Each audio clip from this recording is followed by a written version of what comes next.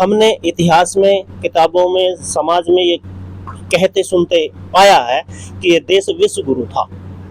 मैं ये कहता हूं कि गुरु तो था, आज की क्या स्थिति है? था, कभी था, और कभी था तो ये विश्लेषण करने की हमारे समाज के लोगों को आवश्यकता है कि वैसे वो जो लोग विश्व गुरु कहलाए तो उनके जीवन सिद्धांत, जीवन मूल्य क्या थे। अगर उन्हें हम पुनः अपना ले, उनको जान ले, उनको आचरण में ले आए तो हम उस ओर पुनः बढ़ सकते हैं। यही मेरी। तो दोस्तों, हमारे साथ जुड़ रहे हैं आर्य निर्मात्री सभा और जो मुख्य संगठन है, मूल संगठन आर्य महासंघ के पदाधिकारी लोग, उनसे बात करते हैं। स्वागत है जी आपका एडीडी न्यूज लाइव पर। और जो ये कार्यक्रम आपने 2 दिन का बड़ा गांव में किया है, क्या बताना चाहेंगे? क्या जरूरत महसूस हुई आपको, क्या लगा? देखो, सबसे पहले तो आपको बहुत बहुत धन्यवाद यहाँ आने के लिए। एक संगठन है आर्य महासंघ के अंतर्गत एक शाखा है राष्ट्रीय आर्य निर्मात्री सभा।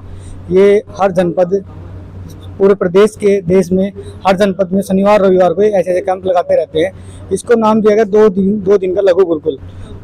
आज देखो कि समाज पूरा का पूरा बिखरा पड़ा है, नशे में, कहीं ना कहीं चोरी में, व्यभिचार में। ऐसी कोई शिक्षा नहीं है जो आने वाली पीढ़ी को हमारे सुधार सके, नस्ल को बचा के रख सके। इस नस्ल को सुधार को, जो हमारी पुरानी संस्कृति, पुरानी प्राचीनतम हमारी भाषा संस्कृति रही है, उनको दोबारा पुनः लागू करने के लिए इसकी हमें दोबारा जरूरत पड़ रही है अभी। तो इसलिए आपने ये कार्यक्रम किया है? हाँ, इसमें 2 दिन तक रहना होता है और निःशुल्क हमारी सेवा होती है। और जब भी ये लगाई जाती है, शनिवार रविवार को ही लगाई जाती है। क्या अपील करना चाहोगे युवाओं से? मैं युवाओं से अपील करता हूँ तो ये प्रत्येक शनिवार रविवार जहाँ भी लगे नज़दीक, अपने इसको जरूर अटेंड करें और इसको जान के जो हमारे पूर्वजों की निशानी थी, जिससे महान पूर्वजों कहलाए, वो विद्या इसमें दी जाती है। जो शिक्षा हमें श्री राम ने, श्री कृष्ण जी ने और हनुमान जी ने जो गुरुकुल में जाकर ली थी, उसका एक छोटा प्रारूप प्रथम दिवस का, प्रथम स्टार्टिंग का कह सकते हैं हम, वो यहाँ दे के तैयार किया जाता है। तो दोस्तों, जो श्री राम, श्री कृष्ण की जो विद्या थी, जो श्री हनुमान की जो विद्या थी, वो विद्या बता रहे हैं अमित जी, जो प्रधान है आर्य समाज बड़ा गांव के, कि वो यहाँ पर 2 दिन में दी जा रही है। हमारे साथ राष्ट्रीय आर्य संरक्षणी सभा के जो पदाधिकारी हैं, जिलाध्यक्ष हैं, वो भी हमारे साथ हैं। प्रदीप जी, स्वागत है आपका। क्या बताना चाहेंगे, जो ये कार्यक्रम है, इसकी जरूरत क्यों महसूस हुई आपको? देखिए, क्या है कि आज हमारे समाज के अंदर जो हमारे सांस्कृतिक मूल्य हैं, उनका पतन हो रखा है। और अक्सर हम समाज के लोगों को कहते हुए सुनते हैं कि आज समाज बिगड़ गया है। और जब हम ये बात सुनते हैं, जब अक्सर कोई ये व्यक्ति बात कहता है कि समाज बिगड़ गया है, तो जब इस वाक्य को विश्लेषित जब आप करते हैं तो आप पाते हैं कि समाज बिगड़ी हुई स्थिति तो आज है। इसका मतलब क्या है कि पहले तो ये ठीक था, और कोई ऐसा सूत्र, कोई ऐसी युक्ति तो होगी कि जिससे इस समाज को पुनः बनाया जा सकता है। तो वो समाज बनेगा कैसे? अर्थात जब हम समाज बने हुए की बात करके, जब हम उदाहरण देते हैं श्री राम के काल का, श्री कृष्ण के काल का, हनुमान जी आदि का जब हम उदाहरण देते हैं, तो अर्थात उस समय वो हमारे श्रेष्ठ समाज की कल्पना हमारे सामने आती। तो वो श्री राम और श्री कृष्ण बने कैसे थे? श्री राम क्यों कहलाए? श्री राम कैसे बने? उनको वो विद्या, इतने उच्च सिद्धांत, वो संस्कार मिले कहां से? तो वो जो विद्या जो चाहिए होती है, अर्थात स्थिति क्या है कि आज हमारे समाज, हमारे बालक, हमारे युवा ये नहीं जानते कि ईश्वर क्या है, ईश्वर है भी कि नहीं। सबसे बड़ी लड़ाई इसी चीज पे कि ईश्वर है या कि नहीं। सबसे पहले तो इसी बात का निर्णय नहीं हो पाता कि ईश्वर है भी या नहीं। इसके पीछे तो बहुत सारे पाखंड हैं प्रदीप जी, बहुत सारे गुरु और बहुत सारे पता नहीं क्या क्या चला रखा है। इसीलिए यहाँ 2 दिन के सत्र में ला करके सबसे मुख्य इस बात पर विचार होता है कि ईश्वर है या नहीं, क्योंकि अगर है तो वो माना जाए, नहीं है तो छोड़ दिया जाए। फिर आडंबर भी क्यों किया जाए जब वो है ही नहीं। लेकिन जब तर्क से, बुद्धि से, प्रमाण से ये बात सिद्ध होती है कि ईश्वर है, तो फिर अगला प्रश्न खड़ा होता है कि है तो फिर वो कैसा है, क्या करता है, किसके लिए करता है, क्यों करता है, कैसे करता है। तो इन तमाम प्रश्नों का उत्तर आप यहाँ आकर के जान सकते हैं। और जब इतनी गहराई से ईश्वर नाम की सत्ता को समझा दिया जाए तो फिर उसके ना मानने का तो कोई कारण बचता नहीं। और जब ईश्वर के नाम पे जो भिन्न भिन्न धर्म पाखंड, धर्म गुरु आदि ने जो ये हमारे यहाँ बंदर बांट कर रखी है, तो इससे हमारा समाज बंटा पड़ा है। और अगर हमारे समाज के लोग इस विषय को कम से कम जान ले तो ये बंदरबाट हमारी बंद होगी और समाज एकजुट होगा। जो युवा नशे की तरफ बढ़ रहा है जी। आप लोगों के पास युवा आते हैं, जी जी आप क्या प्रयास करते हैं, उनको नशे से बचाने का प्रयास करते हैं? बिल्कुल। देखिए विद्या जब 2 दिन तक पूरा प्रकरण ये चलता है, पूरी विद्या चलती है, तो इसमें नशे का भी प्रकरण आता है कि नशा क्या शरीर पर क्या दुष्प्रभाव है, आपके परिवार पर क्या दुष्प्रभाव है, और उसका ये देश क्या दुष्प्रभाव झेल रहा है, क्या झेले हैं और भविष्य में भी क्या झेलेगा।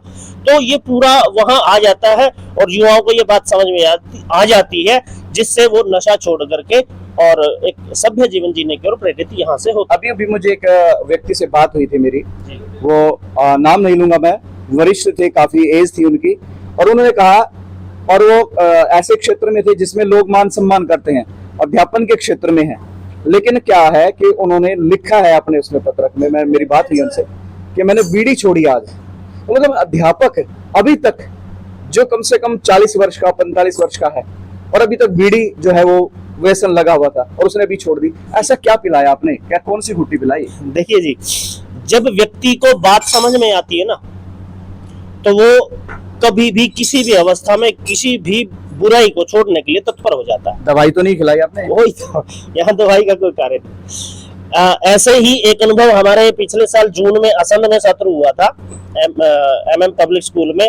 वहां से एक व्यक्ति बैठे थे, उससे पहले का जीवन काल यह था कि सुबह उठते पीनी है, और लगभग 1.5 साल हो गया है और हम उस व्यक्ति के संपर्क में आज भी हैं। आज वो सिद्धांत पर कार्य कर रहा है। तो जी बात समझ में आने के ऊपर है, जिसको जिस समय बात समझ में आ जाती है, समझाने वाला चाहिए, अगर उसको समझ में आ जाती है तो वो अपने मार्ग पर चल पड़ता है।